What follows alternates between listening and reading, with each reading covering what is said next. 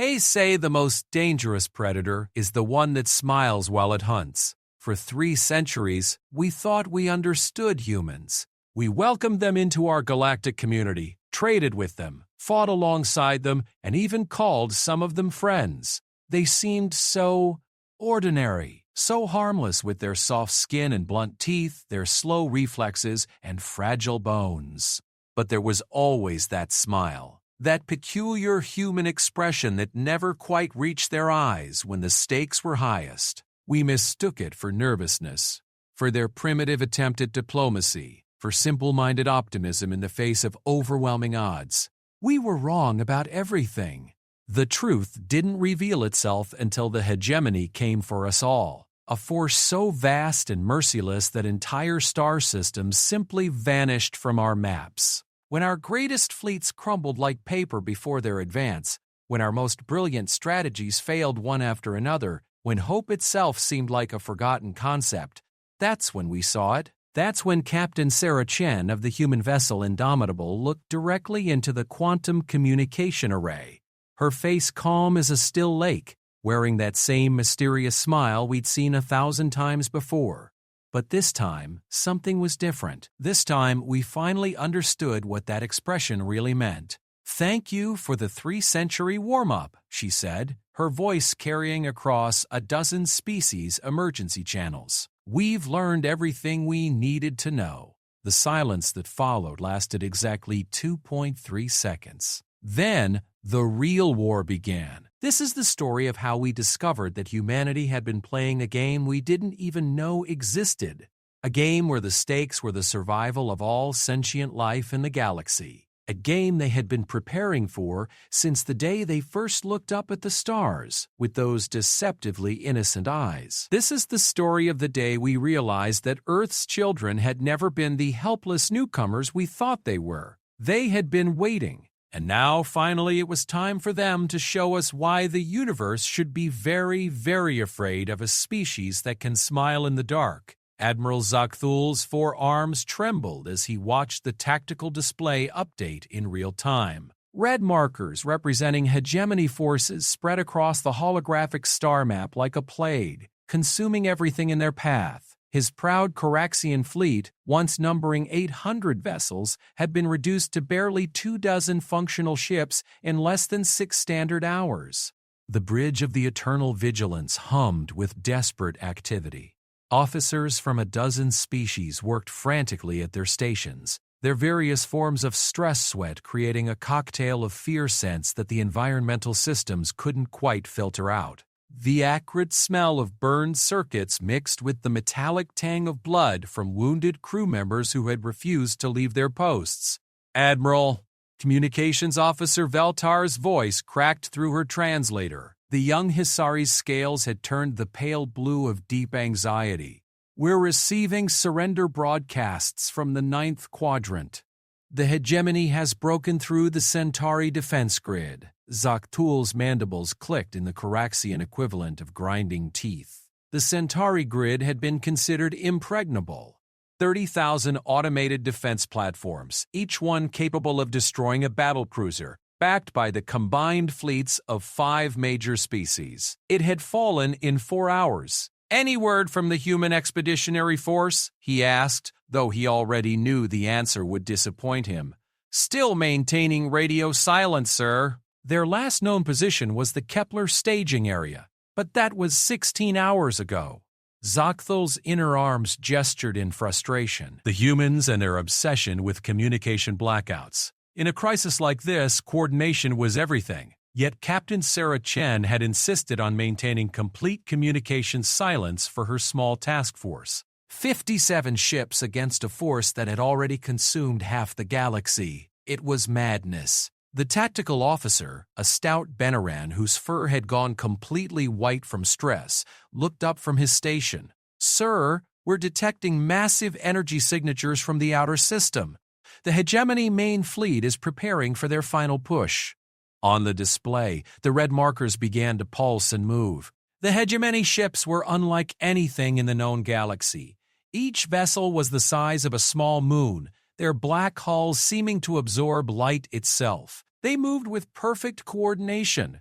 as if controlled by a single vast intelligence, which, according to the few refugees who had escaped their advance, was exactly what they were. The hegemony wasn't just another aggressive species, they were something else entirely. A collective consciousness that had awakened in the void between galaxies, hungry for the complexity and diversity of organic life. They didn't just conquer worlds, they consumed them, absorbing every scrap of knowledge, every unique thought pattern, every spark of individual consciousness into their growing overmind. Admiral Veltar's voice had dropped to barely above a whisper. "They're broadcasting again." The main screen flickered, and the image that appeared made everyone on the bridge step back involuntarily. It wasn't a face in any conventional sense. The hegemony consciousness manifested as a constantly shifting mass of geometric patterns, hypnotic and nauseating to observe directly. When it spoke, the words bypassed the translation systems entirely, appearing directly in the minds of everyone listening. Resistance is pointless. Your individual thoughts will become part of our perfection. Surrender now, and your absorption will be swift. The transmission cut off, leaving the bridge in stunned silence. Zak Thul had heard that message dozens of times now, broadcast from the advancing fleet to every inhabited world in their path. The few survivors who had escaped absorption described the process. The slow dissolution of individual consciousness as the hegemony integration technology rewrote their neural patterns, making them part of the collective while keeping them aware enough to understand what they had lost. "Sir," the tactical officer's voice was barely steady, "energy spike from the outer system. They're beginning their approach." Zaktul closed all four of his eyes for a moment. In his 130 years of military service, he had never faced anything like this. The Coraxian Empire had fought wars against dozens of species, had developed strategies for every conceivable type of enemy, but the hegemony broke every rule of engagement. They had no supply lines to cut, no command structure to disrupt, no homeworld to threaten with retaliation. They simply came, consumed, and moved on. "Admiral," Veltar's voice carried a note of confusion. "I'm picking up a transmission on the emergency frequency. It's from Captain Chen." Zak Thul's eyes snapped open. "Put it through." The screen cleared, and Captain Sarah Chen's face appeared. She looked exactly as she had during the last fleet briefing 3 days ago, calm, professional, with that slight smile that humans seem to wear in even the most dire circumstances. Her dark hair was pulled back in the regulation style, and her brown eyes held that peculiar intensity that Zak Thul had noticed in many humans but never quite understood. "Admiral Zak Thul," Chen said, her voice carrying clearly despite the interference from the hegemony's energy fields. "I hope you're receiving this transmission clearly. Captain Chen, where have you been? We've lost contact with over half our forces. The hegemony has broken through every defensive line. We need to coordinate our remaining assets for a final evacuation of civilian populations." Chen's smile widened slightly. "Actually, Admiral, I was hoping you could do me a favor." Zak Thul's mandibles twitched in disbelief. A favor? With the galaxy burning around them, the human captain wanted to discuss favors? "I need you to maintain your current position for exactly 17 minutes and 34 seconds. Chen continued. "I know that sounds like a long time with the hegemony bearing down on you, but it's important that they commit fully to this attack vector. Captain, with all due respect, my remaining ships won't last 17 minutes against that force. We need to withdraw immediately." "Admiral," Chen's voice took on a gentle but firm tone. "Trust me on this one. You've known humans for 3 centuries now. Have we ever let our allies down when it really mattered?" Zak Thul found himself genuinely confused by the question. Humans had been reliable allies, certainly. They weren't the strongest or fastest or most technologically advanced species in the galactic community, but they had always been dependable. They honored their treaties, supported their friends, and had a strange tendency to throw themselves into desperate battles to protect others. But this situation was beyond anything they had ever faced together. "Sarah," he said, using her first name in the human fashion, something he only did in private conversations. "You have 57 ships. The hegemony force heading towards us numbers in the thousands. Even if you launch a surprise attack, the mathematics are impossible. Mathematics, Chen repeated. And for the first time, her smile reached her eyes. You know, Admiral, we humans have a saying about mathematics. The numbers never lie, but they don't always tell the whole truth either. Before Zakthul could respond, the communication was interrupted by an urgent alert from the tactical station. Sir, massive energy surge from the hegemony fleet. They're beginning their final acceleration, impact, in 16 minutes. On the display, the red markers were moving faster now, spreading out into the classic hegemony attack formation. A perfect sphere that would encompass the entire defensive perimeter, eliminating any possibility of escape. Chen's face reappeared on the screen. 16 minutes. That's cutting it close, but it should be enough. She paused, and when she spoke again, there was something different in her voice. A note of anticipation? Admiral, I want you to know that it's been an honor serving alongside the Karakshan Empire. Your people have taught us more than you realize. Captain! The transmission will probably cut out in a moment, Chen continued.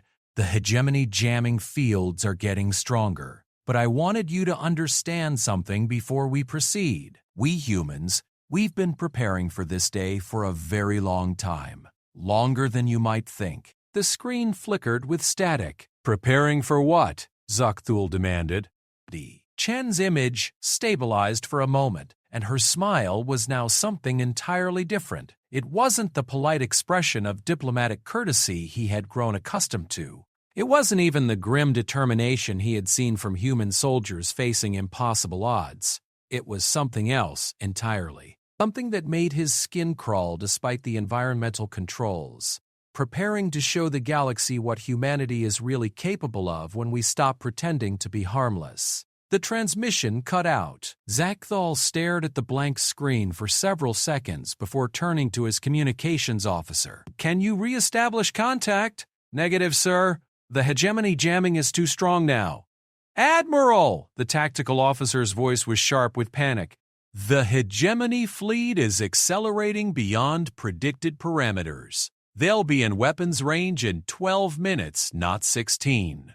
Zakthul felt the familiar weight of command settle on his shoulders. Whatever game Captain Chen was playing, he couldn't risk his remaining crews on human promises. All ships prepare for emergency jump. We'll make our stand at the secondary defensive line. Sir, Veltar's voice was small. The jump coordinates. They're not responding. Something's jamming our navigation systems. What? Zakthul spun toward the navigation station, where Lieutenant Kresh was frantically working at his console. It's not the hegemony jamming, sir, the Yithek officer reported, his whiskers twitching with confusion. This is something else. The interference pattern. I've never seen anything like it. Can you break through it? Working on it, sir, but it's like the entire local space-time matrix has been, I don't know how to describe it. Locked, somehow. Zakthul felt a chill run through his carapace. How long until the hegemony arrives? 8 minutes, sir. On the main display, the red markers continued their inexorable approach. The hegemony ships had spread into their attack formation, each one the size of a city, bristling with weapons that could crack planets. The few intelligence reports they had received suggested that each ship contained billions of absorbed consciousness, all linked together in perfect coordination. Admiral! Veltar's voice carried a note of wonder. I'm detecting something on the long-range sensors. Ships emerging from hyperspace in the outer system. Reinforcements? Zakthul asked, though he knew no reinforcements were coming. Every fleet in the galaxy was either destroyed or in full retreat. I'm not sure, sir. The signatures are unusual. The tactical display updated and new markers appeared. Not the blue of Allied forces or the red of the hegemony, but a soft green that Zakthul had never seen before. At first, there were only a few dozen, then hundreds, then thousands. What am I looking at? He demanded. Sir, the tactical officer's voice was barely steady. I'm reading approximately 15,000 vessels. They're They're all human designs, but I've never seen configurations like these before. Zakthul studied the display in growing confusion. The new ships were indeed human in origin. He could recognize the basic design philosophy, but they were unlike any vessels in the official human fleet registry. These ships were larger, sleeker, and according to the sensors, generating energy readings that shouldn't have been possible with known human technology. Where did they come from? He wondered aloud. Admiral, Veltar's voice was tight with concentration. I'm receiving a transmission from the lead vessel. It's Captain Chen again. Put her through. Chen's face reappeared on the screen, but something had changed. She was no longer on the bridge of the Indomitable. The background behind her showed a command center unlike anything Zaktul had ever seen. Walls covered with displays showing tactical information from across the galaxy. And in the background, other humans working at stations with technology that seemed decades ahead of anything the galactic community possessed. Admiral Zakthul, Chen said. And now her smile was unmistakable. It was the expression of a predator that had finally dropped its disguise. Thank you for maintaining position. The hegemony has committed their main force exactly as we hoped they would. Captain, where did those ships come from? Our intelligence networks had no indication that humanity possessed such a fleet. That's because you weren't supposed to know, Chen replied simply. For 300 years, we've been careful to show you only what we wanted you to see. A small, peaceful species just trying to find our place in the galactic community. Eager to learn, grateful for friendship, always willing to help but never quite strong enough to be a threat. Zaktul felt something cold settle in his stomach. What are you saying? I'm saying that we've been lying to you, Admiral. To all of you. Not out of malice, but out of necessity. Chen's expression grew serious. We knew this day would come. We've been preparing for it since the moment we first detected signs of extragalactic intelligence. That's impossible. First contact with extragalactic entities was only made 6 months ago when the hegemony arrived. First public contact, Chen corrected. We've known about the hegemony for over 2 centuries. We've been watching them consume galaxies in the local group, studying their patterns, learning their capabilities. Preparing, the tactical display chimed with an update. The hegemony fleet was now 5 minutes out, and the massive formation of human ships was moving to intercept. But instead of the chaotic scramble of desperate defenders, the human fleet moved with perfect precision, each ship taking its position in a complex 3-dimensional formation that seemed to flow like liquid. 2 centuries? Zaktul's voice was barely above a whisper. You've known about this threat for 2 centuries and said nothing? We said nothing because we needed time to prepare, time to study, time to build. Chen gestured toward something off-screen.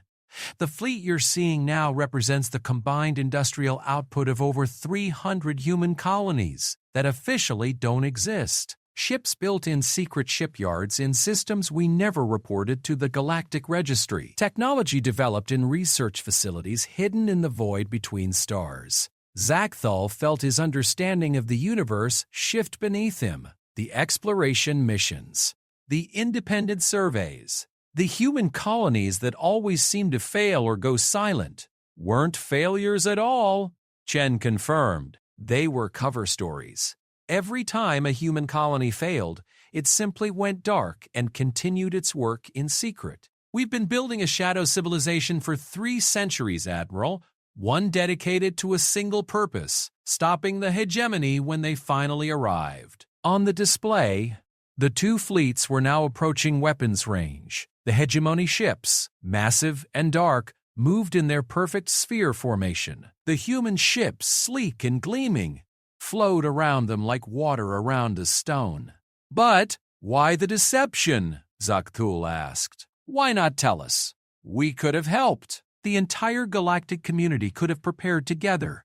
Chen's smile faded, replaced by an expression of deep sadness. Because, Admiral, the hegemony doesn't just consume individuals. They consume entire civilizations. Every technique, every strategy, every tactical doctrine. If we had shared our preparations with the galactic community, the hegemony would have absorbed that knowledge when they took the outer worlds. They would have been prepared for everything we had planned. The truth hit Zaktul like a physical blow. You let them win? You let them take the outer colonies, absorb the defending fleets, all to protect your real plan. We let them think they were winning, Chen corrected. Every battle they fought, every victory they achieved, we made sure it followed patterns they expected. We fed them information through the minds they absorbed, showing them exactly what they wanted to see. A galaxy of diverse but ultimately inferior species, following predictable military doctrines, using known technologies. The first energy beams began to flash between the fleets. But to Zakthul's amazement, the human ships weren't just surviving the hegemony attack, they were shrugging it off. Weapons that had torn through the finest shields in the galaxy seemed to barely scratch the hulls of the human vessels. How? He breathed. 3 centuries of focused research, Admiral. While the rest of the galaxy was content with incremental improvements to existing technology, we've been working on something entirely different. We didn't just improve our weapons and shields, we reinvented the fundamental principles of warfare itself. As if to illustrate her point, the human fleet suddenly opened fire. But instead of the familiar energy beams or projectile weapons that Zakthul expected, something else entirely erupted from the human ships. The weapons were invisible to conventional sensors, but their effect on the hegemony fleet was immediate and devastating. Hegemony ships, vessels that had seemed invulnerable to every weapon the galaxy could bring to bear, simply began to come apart. Not exploding, not burning, but dissolving at the molecular level as if reality itself was rejecting their existence. What kind of weapon is that? Zakthul demanded. The kind you develop when you have 2 centuries to study the fundamental structure of consciousness itself, Chen replied. The hegemony's strength comes from their collective intelligence. Every mind they absorb makes them smarter, more adaptable. But there's a weakness in that approach. A weakness we've spent 300 years learning to exploit. On the display, the battle was turning into a rout.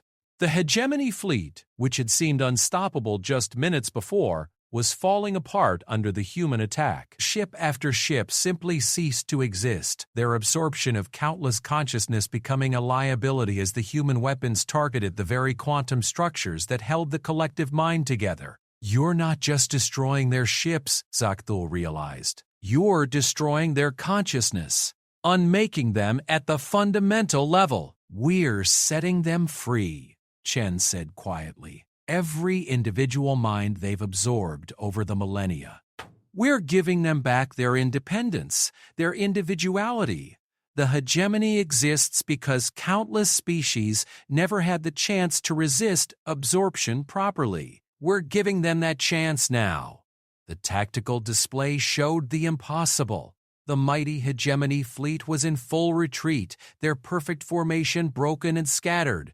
Human ships pursued them with relentless efficiency, each shot precisely calculated to maximize the disruption of the collective consciousness. Admiral, Chen's voice drew his attention back to her face on the screen. The navigation jamming around your fleet should clear in approximately 30 seconds. We needed to make sure the hegemony committed fully to this engagement before revealing our capabilities. Captain Sarah, I don't know what to say. You don't need to say anything, Admiral. This is what we've been preparing for our entire time in the galactic community. Every human who ever served alongside your people, who learned from your cultures, who studied your military traditions, they were all part of this preparation. Zaktul thought about all the human officers he had known over the years, always eager to learn, always asking questions about tactics and strategy, always seeming slightly out of place among the more established species of the galaxy. Now he understood. They hadn't been learning how to fit in. They had been learning how to fight a war unlike anything the galaxy had ever seen. What happens now? He asked. Now we finish what we started, Chen replied. This was just the first battle, Admiral. The hegemony has consumed dozens of galaxies. We have a lot of work ahead of us. The screen flickered once more, and Chen leaned forward slightly. "Admiral, I need you to understand something important. Everything changes from this moment forward. The galaxy you thought you knew, the humanity you thought you understood, it was all just the preparation phase. The real story of our species starts now." The transmission ended, leaving Zakthul staring at his reflection in the dark screen. Around him, his bridge crew worked in stunned silence, processing what they had just witnessed. Outside, the human fleet was regrouping, their impossible vessels moving with casual efficiency as they prepared for whatever came next. And somewhere in the depths of space, the scattered remnants of the hegemony fleet were learning what it meant to face an enemy that had spent 3 centuries preparing for this exact moment. The war for the galaxy had begun in earnest. And humanity, it seemed, had been ready for it all along. The emergency session of the Galactic Council had been called for the first time in over a century. Representatives from every major species gathered in the Great Crystal Amphitheater on Harmony Station. Their various forms of agitation creating a symphony of clicking, chirping, and chemical signals that the translation system struggled to process. Ambassador Theron of the Altarian Collective stood at the central podium, her crystalline form pulsing with colors that indicated deep concern. "Fellow counselors, we face an unprecedented situation. In the span of 48 hours, humanity has revealed capabilities that fundamentally alter our understanding of not just their species, but the balance of power in our galaxy." Murmurs of agreement rippled through the assembled delegates. Admiral Zakthul sat in the Coraxian section, still trying to process what he had witnessed. The battle replay had been broadcast across the galaxy, the impossible sight of the mighty hegemony fleet being systematically dismantled by weapons that shouldn't have existed. "The question before us," Theron continued, "is simple but profound. What do we do now?" Councillor Vex High of the Reptani Republic was the first to respond, his scaled form rising from his delegation's seating area. "What we do is demand answers. For 3 centuries, humanity has deceived us. They've built secret fleets, developed hidden technologies, maintained shadow colonies. This is a violation of every treaty they've signed with us." "And yet," interrupted Councillor Megara of the Feline Worlds, her tail lashing with emotion, "those same violations may have saved us all from absorption into the Hegemony Collective. Should we punish them for our salvation?" The debate that followed was fierce and passionate. Some delegations demanded that humanity be held accountable for their deceptions. With trust steady, others argued that the results spoke for themselves. Without human preparation, the galaxy would have fallen to the hegemony within months. Admiral Zakthul found himself called upon to provide testimony about the battle he had witnessed. Standing at the speaker's platform, he chose his words carefully. "Counselors, I have served in the military for over a century. I have fought alongside human officers, studied their tactics, and believed I understood their capabilities. I was wrong." He paused, letting the weight of that admission settle over the assembly. "But I was wrong in the best possible way. Every human officer I have ever known was preparing for this moment. Every question they asked about our military traditions, every tactical exercise they participated in, every cultural exchange, it was all part of a preparation spanning centuries." "Preparation for what, exactly?" demanded Vexai. "To replace us as the dominant force in the galaxy?" "No," Zakthal replied firmly. "Preparation to save us from something we couldn't even imagine." As if summoned by his words, the great doors of the council chamber opened. A small group of humans entered, led by Captain Sarah Chen. But she was no longer wearing the uniform of a ship's captain. Instead, she wore the simple gray robes of a diplomatic envoy, though the way she carried herself suggested this was merely another costume, another role being played. "Honorable counselors," Chen said, her voice carrying clearly through the chamber's acoustics. "I am Sarah Chen, currently serving as humanity's primary liaison for galactic affairs. I come before you today to answer your questions and to discuss the future."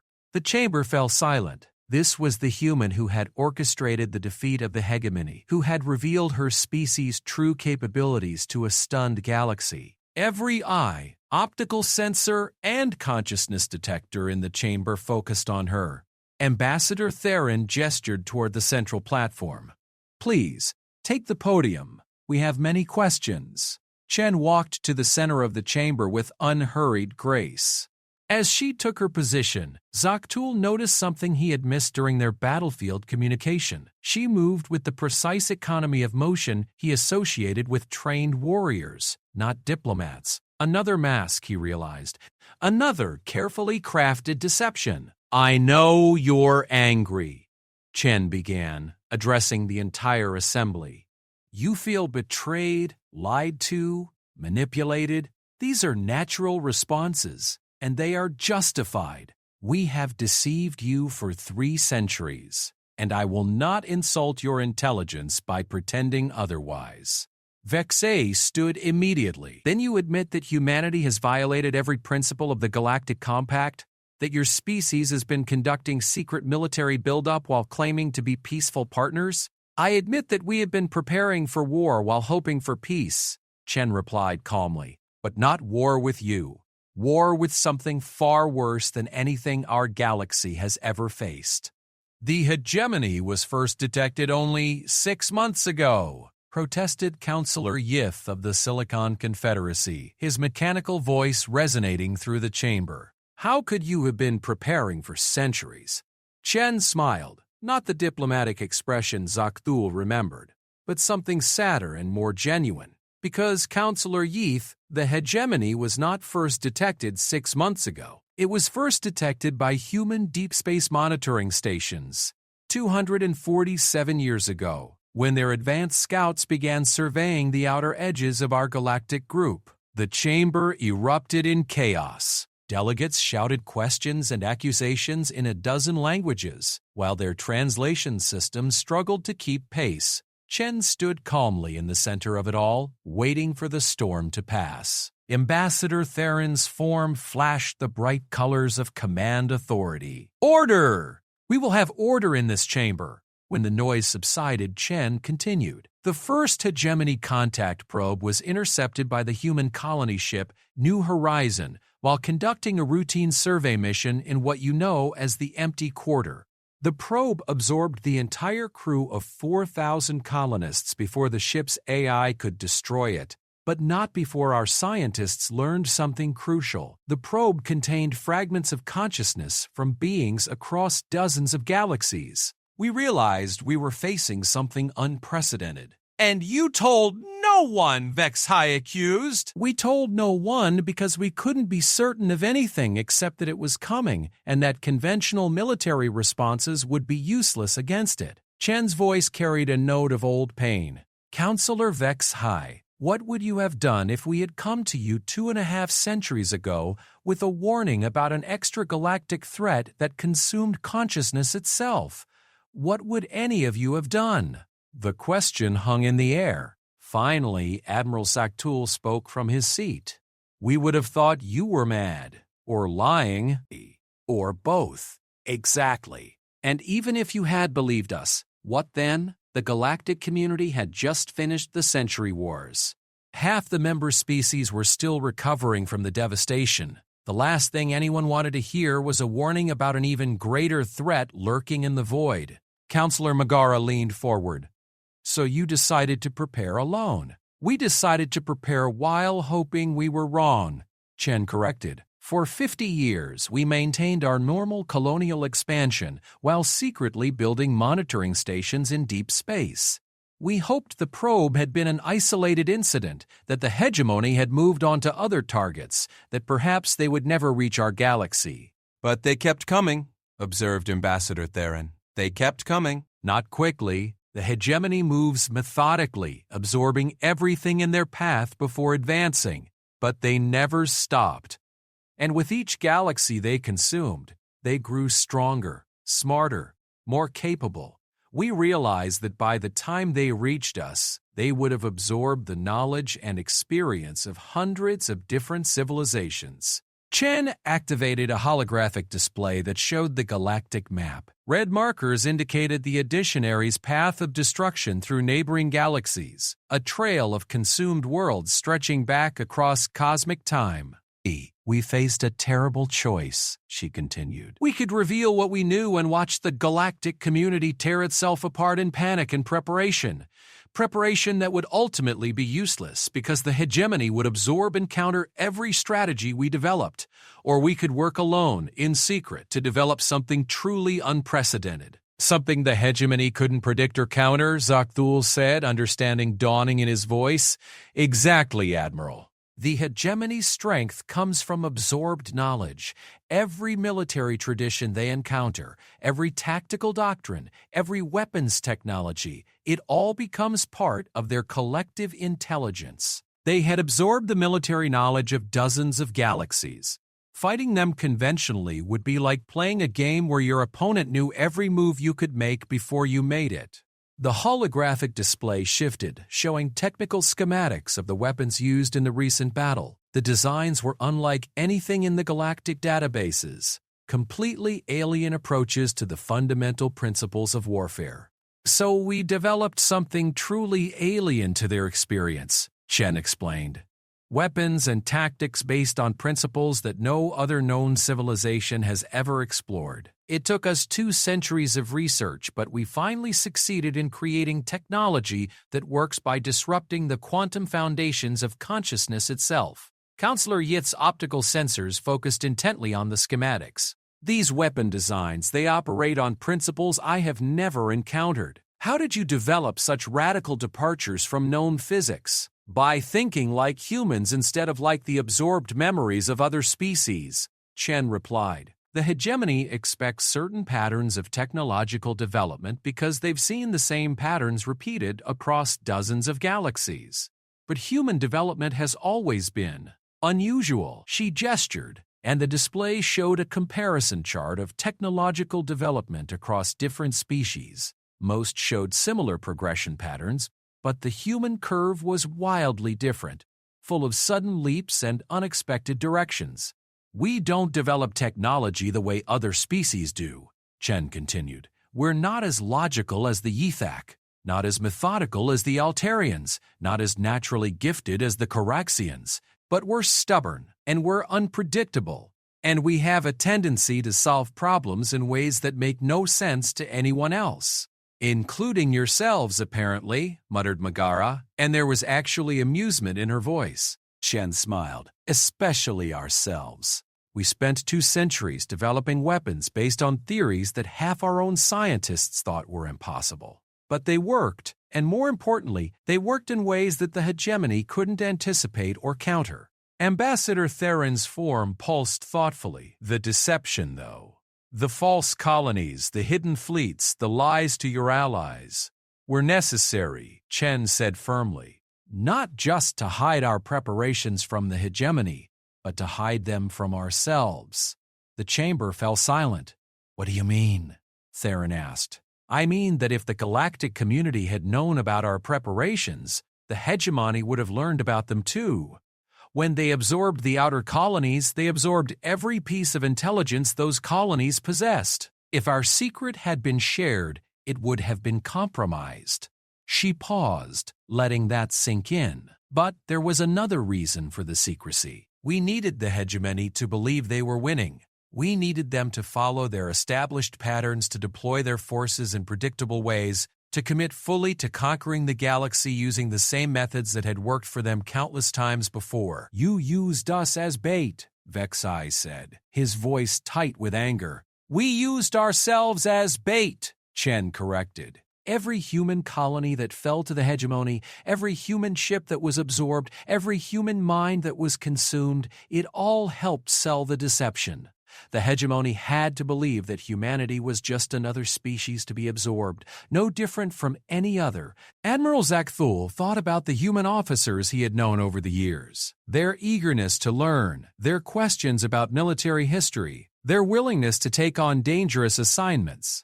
Now he understood. They had been gathering intelligence for a war they hoped they would never have to fight, while simultaneously preparing to sacrifice themselves to make that war winnable. The psychological cost must have been enormous, he said quietly. It was. For the first time since entering the chamber, Chen's composure cracked slightly. Do you know what it's like to maintain a lie for 3 centuries? To train your entire civilization to act weak when you're actually preparing to be stronger than anyone imagines? To watch your friends and allies face terrible threats while knowing you have the power to help but can't risk revealing it? The chamber was completely quiet now. The anger and accusations had faded, replaced by something approaching understanding. Every human who ever served in the galactic military knew the truth, Chen continued. They knew that someday they might have to watch their comrades die while pretending to be helpless. They knew that their entire role was to learn and prepare while appearing ordinary. The psychological training alone took decades. But it worked, observed Counselor Megara. It worked. The hegemony followed their established patterns exactly. They absorbed the outer colonies, learned what they expected to learn about human capabilities, and planned their final assault based on that incomplete information. When they committed their main force to the attack on Admiral Zachthal's fleet, they believed they were facing the remnants of a broken defense. Instead, they walked into the most carefully prepared trap in galactic history. The holographic display shifted again, showing the tactical analysis of the recent battle. The hegemony's movements had been predicted with impossible accuracy. Their force deployment anticipated down to individual ship positions. You knew exactly what they would do, Theron observed. We had 2 centuries to study their patterns, and they are remarkably consistent. The hegemony's collective intelligence is vast, but it's also predictable. They always use overwhelming force. They always target command structures first, and they always assume their enemies will fight according to absorbed military doctrine. And you gave them exactly what they expected to see, Zachthl said, understanding flooding through him, right up until the moment you didn't. Chan nodded. Every battle they won reinforced their assumptions about galactic military capabilities. Every colony they absorbed fed them information that supported their expectations. They became so confident in their understanding of us that they never questioned whether that understanding might be deliberately incomplete. What happens now? Asked Ambassador Theron. The immediate threat has been neutralized, but you've fundamentally altered the balance of power in the galaxy. Now we've finished the job, Chen replied. The force that attacked Admiral Zachthl was only a small part of the Hegemony Collective. They have consumed dozens of galaxies, and their main consciousness still exists in the void between galactic groups. We've won a battle, not the war, she gestured, and the display showed the broader strategic situation. Across the galaxy, human fleets were emerging from hidden bases, engaging and destroying hegemony forces with the same mysterious weapons that had proven so effective in the initial battle. Our analysis suggests it will take approximately 18 months to clear all hegemony forces from our galaxy, Chen continued. After that, we face the much larger task of liberating the galaxies they've already consumed. The implications of that statement sent ripples of shock through the assembly. You're talking about offensive operations across intergalactic space, protested Vex'ai. The logistics alone are manageable if we work together, Chen said. Which brings me to why I'm really here. We've revealed our capabilities because we need your help, not your military help. Our fleets can handle the hegemony forces, but we need your knowledge, your cultures, your perspectives. What do you mean? Asked Megara. The consciousness disruption weapons we developed work by exploiting fundamental flaws in the hegemony's collective intelligence. But those same weapons could be adapted for other purposes. In the wrong hands, they could be used to suppress individual consciousness, to create artificial collective minds, to reshape the very nature of sapient life in this galaxy. Chen's expression grew serious. We've spent 3 centuries preparing to fight the hegemony, but we haven't spent 3 centuries preparing to govern a galaxy or to decide what should be done with weapons that can rewrite the nature of consciousness itself. That's why we need the Galactic Council. That's why we're here, revealing our secrets, asking for your guidance. The chamber fell silent as the delegates absorbed this information. Humanity had revealed themselves to be far more powerful than anyone had imagined. But instead of demanding dominance, they were asking for partnership.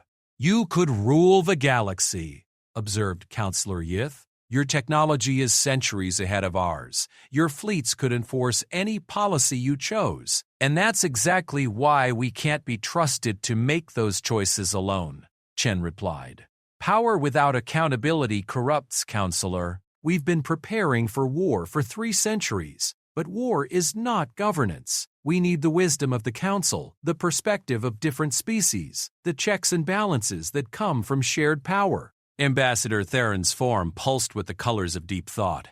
You're proposing a new structure for galactic governance, one that acknowledges humanity's military superiority while maintaining the Council's authority over policy. I'm proposing that we work together to build something better than what came before, Chen said. The old galaxy, the one we all grew up in, is gone. The hegemony's arrival changed everything, whether we defeated them or not. We can't go back to the way things were.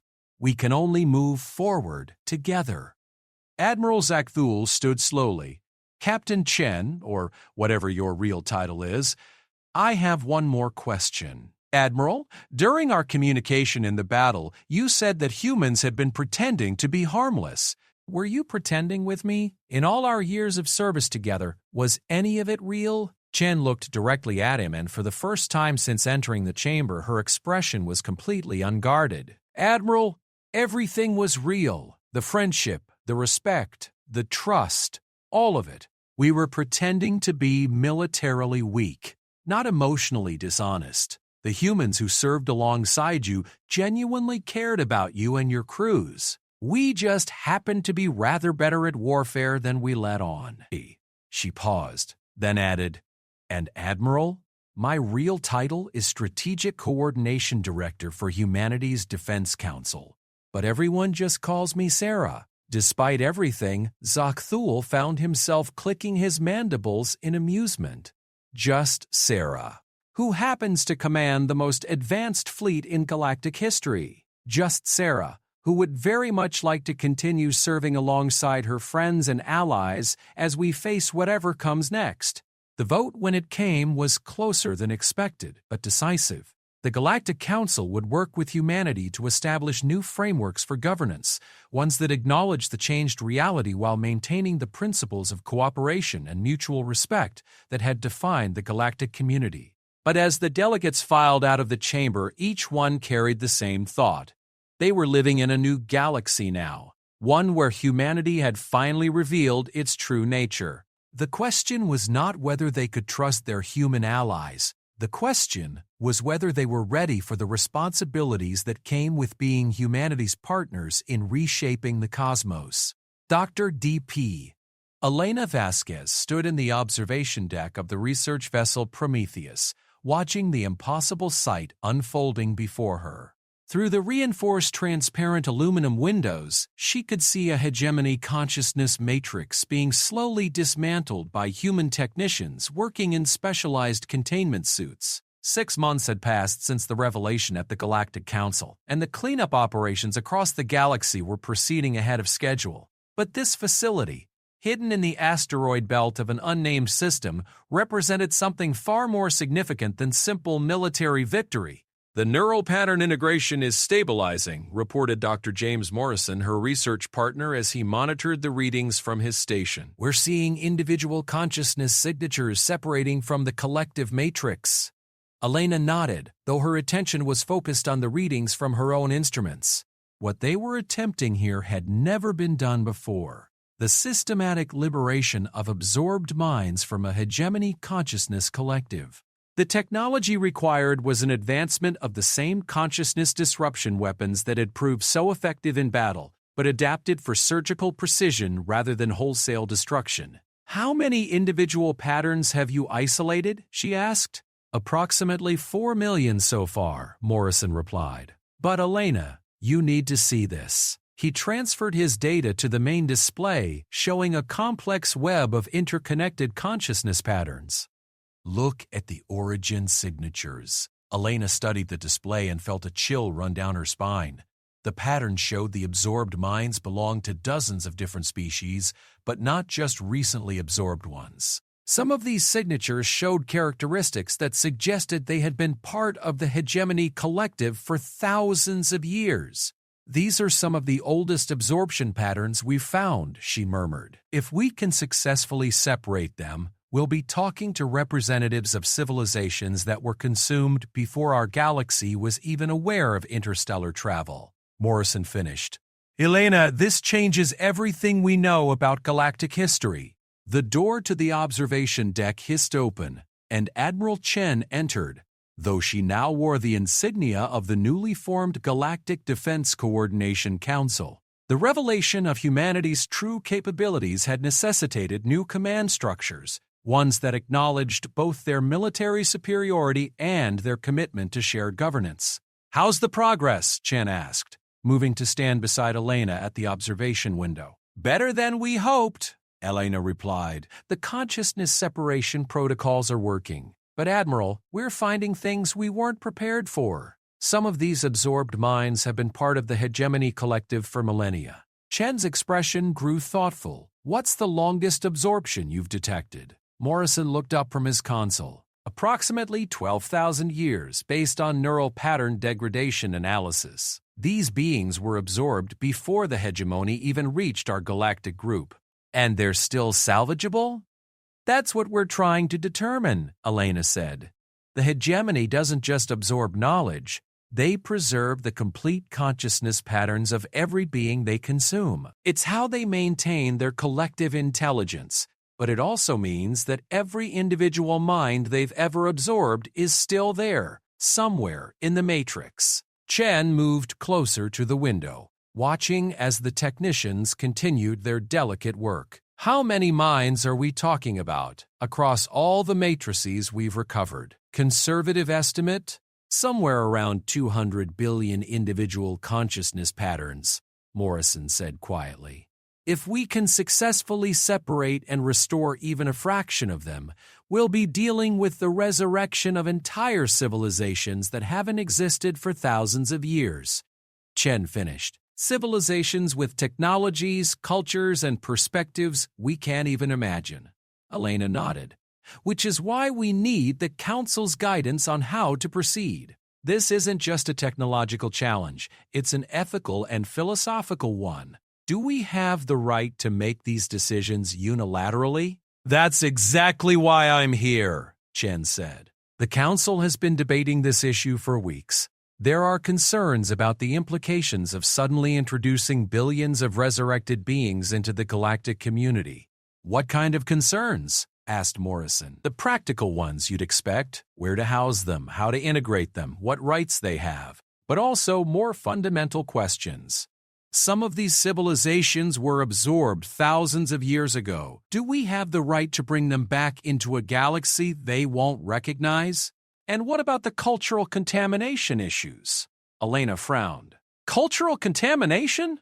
Think about it," Chen explained. "We're potentially talking about resurrecting civilizations that possess technologies far beyond anything in the current galactic community. Some of these beings might have insights into physics, consciousness, and reality itself that could reshape our understanding of the universe. The question is whether we're ready for that kind of disruption." The conversation was interrupted by an urgent chime from Morrison's station. "Elena, you need to see this. I'm detecting something unusual in Sector 7 of the Matrix." Elena hurried to his console and began analyzing the data streaming across the screen. What she saw made her breath catch. "James, this is impossible." "What is it?" Chen asked, moving to join them. "The consciousness pattern in Sector 7, Elena said, her voice barely steady. "It's not like the others. It's not absorbed at all. It's actively maintaining its independence while connected to the hegemony matrix." Morrison's fingers flew across his controls, refining the scan. "She's right. This individual is somehow existing as part of the collective while retaining complete autonomy. I've never seen anything like it." "Can you isolate the pattern?" Chen asked. "Working on it," Elena replied. "But Admiral, this could be incredibly significant. If there's a being who has maintained its independence within the hegemony collective, it might have insights into how the collective actually functions. The process took nearly an hour, but eventually they managed to establish a stable communication link with the isolated consciousness.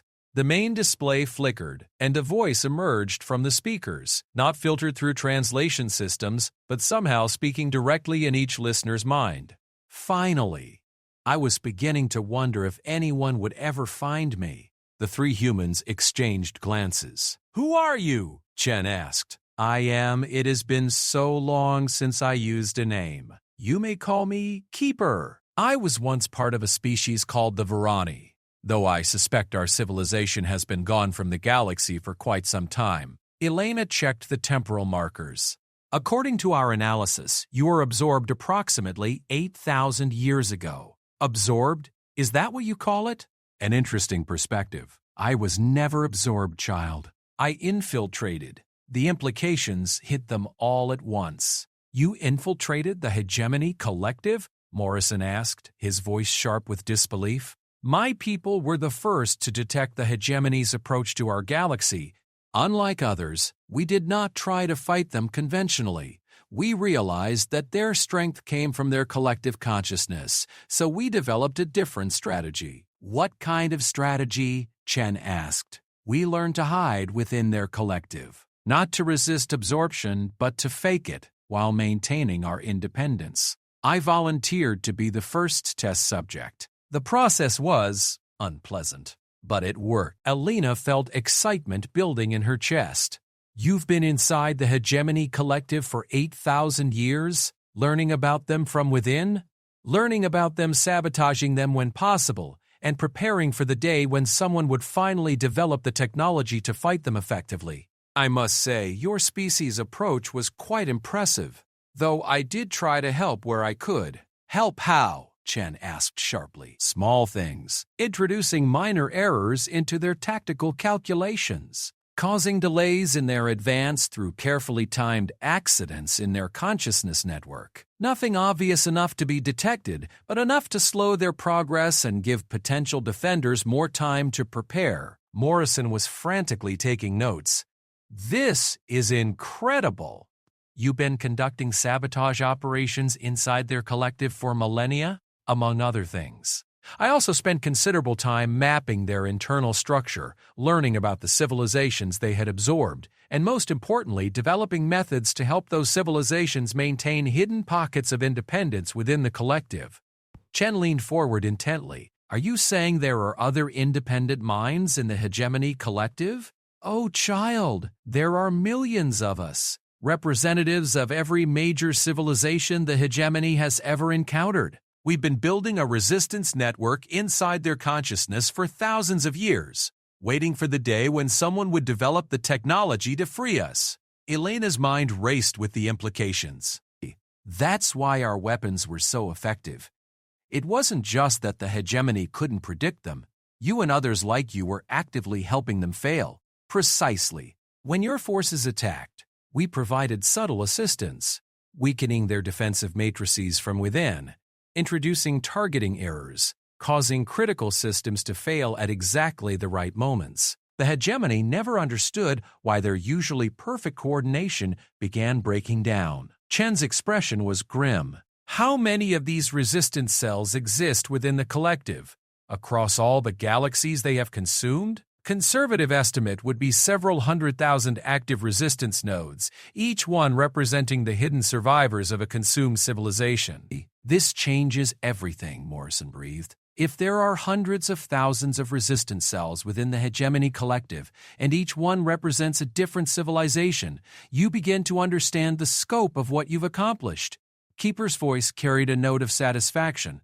"By developing your consciousness disruption technology, you haven't just defeated a galactic threat, you've provided the key to liberating every civilization the hegemony has consumed across multiple galaxies." Elena sat down heavily in the nearest chair. "The scale of this. We're talking about resurrecting entire galactic communities that have been hidden within the collective for thousands of years." "Indeed." and many of them possess knowledge and technologies that your current galactic community could barely comprehend.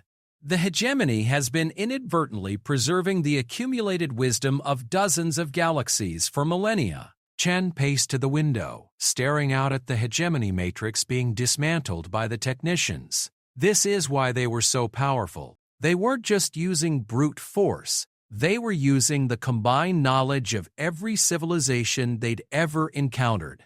Correct, but also incorrect. They were using the knowledge, but not the wisdom. Knowledge can be extracted and applied mechanically. Wisdom requires understanding, perspective, the kind of insights that only come from truly independent thought. That's where they were vulnerable. And that's how we beat them, Elena realized. Our weapons didn't just disrupt their consciousness, they freed the independent minds that were already working against them from within. Your species has accomplished something remarkable, Keeper continued.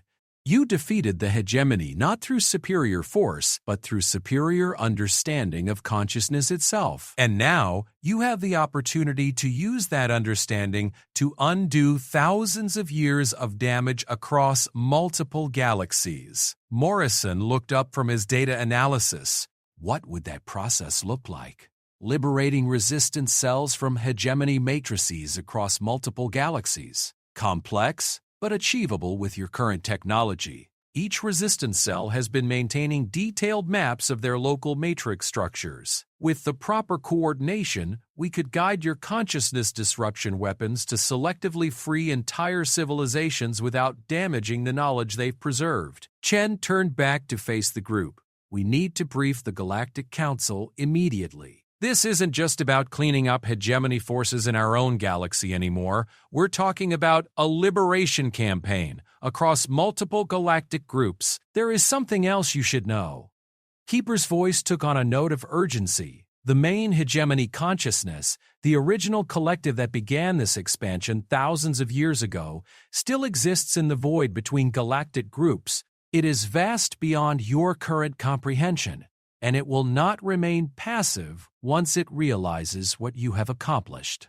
Elena felt a chill run down her spine. How vast are we talking about? Imagine a consciousness composed of the absorbed minds of entire galactic civilizations. The matrix you are currently dismantling contains perhaps 200 billion individual patterns. The core hegemony collective contains approximately 40 trillion.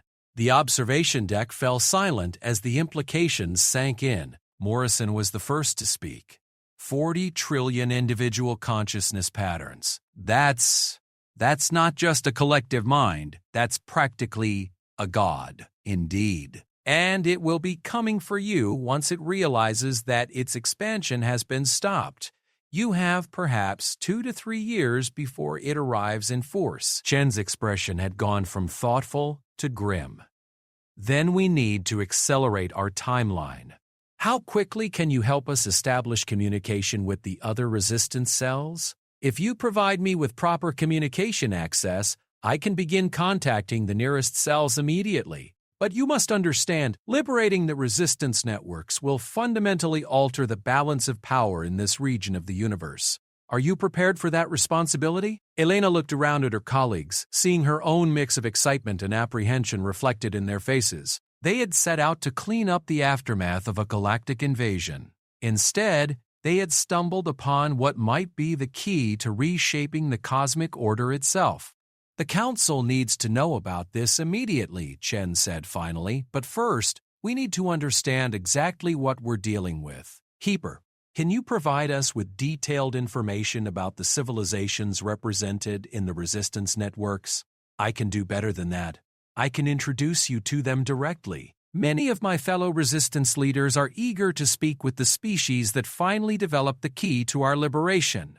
Over the next several hours, Elena found herself participating in conversations that redefined her understanding of cosmic history. She spoke with the last survivor of the ethereal convergence, a civilization that had transcended physical form 8,000 years ago and possessed insights into consciousness that made human neuroscience look primitive.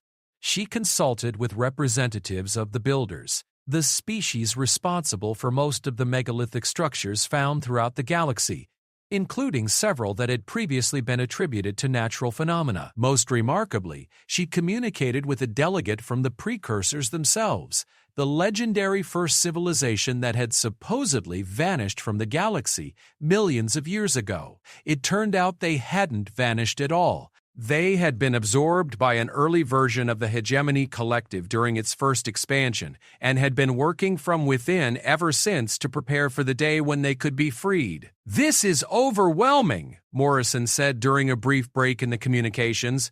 "Every conversation we have is overturning decades of archaeological and historical assumptions." "That's not even the most significant part," Elena replied. "These civilizations have been preserving and developing their knowledge for thousands of years, while hidden within the collective. Some of them may have made technological and philosophical advances that we can't even comprehend yet." Chen, who had been monitoring the communications while coordinating with the Galactic Council, looked up from her communication station. "The Council has authorized expanded liberation operations," she announced. "We're going to begin systematic extraction of resistance cells from all recovered hegemony matrices." "What about the larger implications?" Elena asked. "Reintroducing dozens of advanced civilizations to a galaxy that thought they were extinct? The Council is concerned," Chen admitted, "but they've agreed that the potential benefits outweigh the risks, especially given Keeper's warning about the core hegemony collective. If we're going to face something that massive, we'll need all the help we can get." Keeper's voice rejoined the conversation. "There is wisdom in that decision. The core collective represents a threat not just to your galaxy, but to the fundamental nature of consciousness itself. It has been growing for millions of years, absorbing not just individuals but entire conceptual frameworks, entire ways of understanding reality." "What do you mean?" Morrison asked. "I mean that it doesn't just want to absorb your minds. It wants to absorb your entire approach to existence, your species' unique perspective on consciousness and reality. The diversity of thought in the universe is what makes consciousness interesting, complex, capable of growth and change. The core collective wants to reduce all of that diversity to a single unified perspective." Elena felt a deep chill at the implication. "It wants to homogenize consciousness itself." "Exactly." And that is why the liberation of the resistance networks is so crucial. Each civilization that we free represents a different approach to consciousness, a different way of understanding existence. The more diversity we can preserve and restore, the better our chances of developing strategies that the core collective cannot predict or counter. Chen checked her chronometer. "We have approximately 36 hours before the first major liberation operation begins. Keeper, can you coordinate with the resistance networks to identify priority targets?" "Already in progress.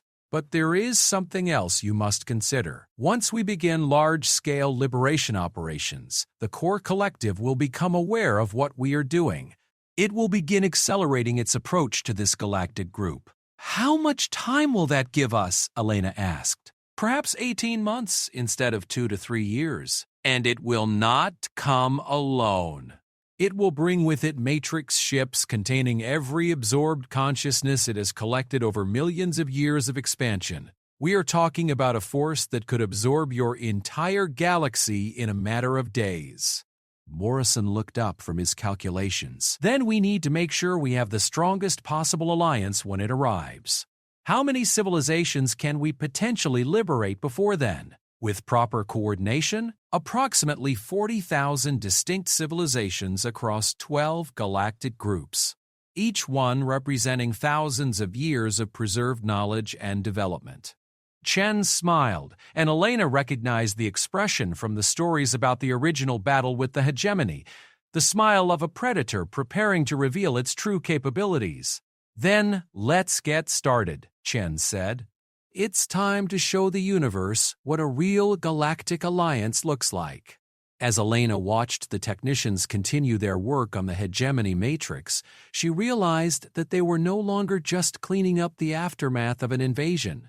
They were participating in what might be the largest liberation operation in cosmic history, the resurrection of civilizations that had been waiting thousands of years for someone to develop the key to their freedom. The real war was just beginning. The Great Assembly had never hosted anything like this before. Representatives from 43 distinct civilizations, most of which had been considered extinct for millennia, gathered in the vast crystalline chamber that had been hastily constructed in the outer rim of the galaxy specifically for this unprecedented meeting. Admiral Zakthul stood at his designated position, still struggling to process the reality of what he was witnessing. To his left sat Ambassador Theron, representing the current Galactic Council. To his right, the shimmering energy form of High Curator Jurinth of the Precursors made the air itself seem to whisper with ancient knowledge. Behind them, dozens of other beings in forms both familiar and utterly alien arranged themselves according to protocols that were being invented in real time. At the center of the assembly, Admiral Sarah Chen, now bearing the title of Supreme Coordinator for Liberation Operations, stood before a holographic display showing the current state of the Liberation Campaign. The past 18 months had transformed the known galaxy beyond recognition. Current status report, Chen announced, her voice carrying clearly through the chamber's acoustic systems.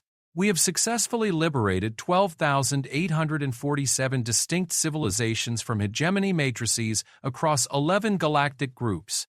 Total liberated consciousness count, approximately 1.2 trillion individual beings. Murmurs of approval rippled through the assembly in a dozen different languages and communication methods. The scale of the achievement was staggering. In less than 2 years, they had effectively resurrected the combined population of multiple galaxies. However, Chen continued, our deep space monitoring stations have detected accelerated movement from the core hegemony collective. Current projections show arrival in this galactic group in approximately 4 months. The murmurs stopped. Despite all their successes, everyone in the chamber understood that they were about to face their greatest test. The core collective represented not just a threat to their individual galaxies, but to the very concept of consciousness diversity itself. High Curator Jernthe's energy form pulsed with the complex patterns that served as precursor speech. Strategic Coordinator Chen, what is the current status of our combined defensive preparations? Better than we hoped, but perhaps not as complete as we'd like, Chen replied honestly. The integration of liberated civilizations has proceeded faster than our most optimistic projections. The technological and strategic insights we've gained have allowed us to develop defensive systems far beyond anything previously imagined. She gestured, and the display shifted to show the new defensive installations throughout the galactic group. Instead of the conventional static defense platforms, the liberated civilizations had contributed designs for adaptive, consciousness-linked defense networks that could respond to threats in ways that transcended normal space-time limitations. The ethereal convergence has provided consciousness integration technology that allows our defensive systems to share awareness instantaneously across galactic distances, Chen continued. The builders have contributed architectural knowledge that has let us construct defensive platforms that exist partially outside normal dimensional space. And the Varani resistance networks have given us tactical intelligence about hegemony weaknesses that no conventional intelligence operation could have discovered. Admiral Zaktul raised one of his arms in the Caraxian gesture for requesting attention. Coordinator Chen, the technological integration has been impressive. But what about the strategic coordination? We're dealing with civilizations that have been separated for thousands of years, many with conflicting philosophies about warfare and consciousness. Chen smiled, not the diplomatic expression he remembered from before the revelations, but the genuine appreciation of someone who had been asked exactly the right question. That's actually turned out to be our greatest strength, Admiral. Teddy. The core collective expects unified strategic thinking because that's how their absorbed consciousnesses work. Perfect coordination, single decision-making process, predictable patterns. What we've created is something they've never encountered before. Controlled chaos. The display changed again, showing the command structure of their combined forces. Instead of a traditional hierarchy, it resembled a complex web of interconnected nodes. each representing different civilizations contributing their unique approaches to various aspects of the defense. Each civilization is contributing their expertise to the areas where they're strongest. The precursors are handling the deep strategic planning because their understanding of cosmic-scale conflict is unmatched. The ethereal convergence is managing consciousness-level coordination. The builders are handling defensive architecture because they understand space-time manipulation better than anyone. And humans? Asked Keeper, whose consciousness now resided in a specially designed android body that allowed him to participate directly in physical meetings. Humans are doing what we've always done, Chen replied. We're connecting the pieces that don't seem to fit together. We're finding ways to make radically different approaches work in harmony. We're being the coordinators in a symphony of diversity. High Engineer Voxel of the Builder civilization gestured with manipulator arms that existed in 6 dimensions simultaneously. The defensive preparations are proceeding well, but we must address the fundamental challenge. The core collective contains approximately 40 trillion absorbed consciousnesses. Even with our combined forces, we are outnumbered by a factor of approximately 2,000 to 1. Which is why we're not going to fight them the way they expect, Chen said. We're not going to try to match their numbers or overwhelm their collective intelligence. We're going to do something they can't predict, counter, or absorb. What exactly? Asked the representative of the Infinite Library civilization, her form flickering between dimensions as she spoke. We're going to give them exactly what they want, Chen replied, and that's going to destroy them. The assembly fell silent. Finally, Sakthul spoke. Strategic Coordinator, I think you need to explain that statement. Chen activated a new set of displays showing detailed technical schematics that seemed to incorporate elements from dozens of different technological paradigms. The core collective wants to absorb consciousness diversity. They want to add our unique perspectives to their vast mental library. They've been doing this for millions of years, and they've never encountered a situation where absorption made them weaker instead of stronger. You want to let them absorb us? The question came from Diplomat Yaringth of the Spiral Coalition. Not us directly, Chen clarified. We're going to let them absorb a carefully prepared consciousness package that appears to be our combined civilizations but is actually something else entirely. The technical displays showed what appeared to be a massive consciousness matrix, with Trust Teddy, similar in structure to the hegemony collectives, but fundamentally different in organization. Instead of the hierarchical absorption patterns used by the hegemony, this matrix showed a dynamic, constantly shifting network of truly independent minds that somehow maintained perfect coordination without losing their individuality. The mathematics of consciousness don't allow for this level of coordination without some form of hierarchical control. The mathematics you know don't allow for it, Chen corrected. But the mathematics of human consciousness work differently. We've spent the last 18 months learning from every liberated civilization, and they've been learning from us. What we've developed together is a form of consciousness organization that maintains maximum diversity while achieving perfect strategic coordination. Keeper's android body leaned forward intently. You're describing a consciousness collective that operates on completely different principles from the hegemony model. But how does that help us defeat the core collective? Because, Chen said, when they try to absorb this consciousness matrix, they won't be absorbing static knowledge or individual minds. They'll be absorbing a living system that actively promotes consciousness diversity and individual independence. It will be like a virus designed specifically to disrupt their collective structure.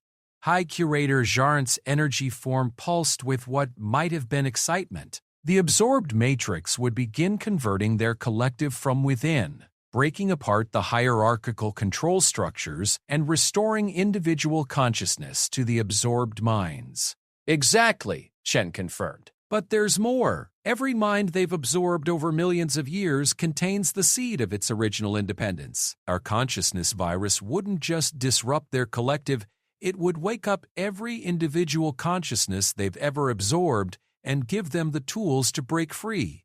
The implications sent ripples of amazement through the assembly. Admiral Zakthul found himself struggling to grasp the scope of what was being proposed. You're talking about liberating every consciousness the core collective has absorbed over millions of years of expansion. Approximately 40 trillion individual minds, yes? Chen said calmly, each one representing a different species, a different approach to consciousness, a different way of understanding existence. It would be the largest liberation of consciousness in cosmic history. But, interrupted Hai,